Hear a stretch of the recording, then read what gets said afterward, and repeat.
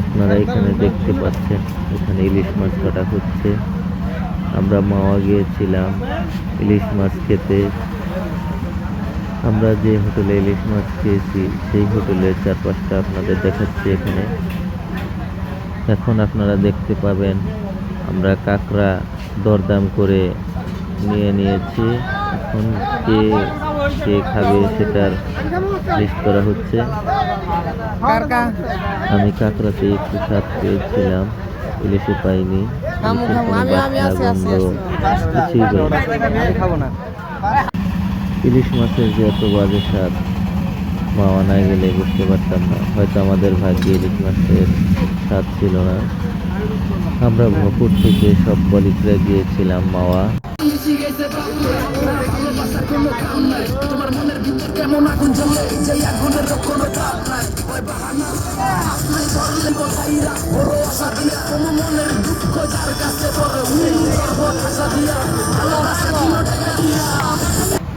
আমরা ইলিশে স্বাদ না পেলেও এনজয় করতে ভুলিনি, খুব নেচেছি।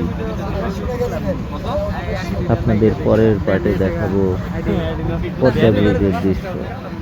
সে এক অপরূপ দৃশ্য, সারা রাত ভ্রমণের ক্লান্তিহীন অপরূপ দৃশ্য।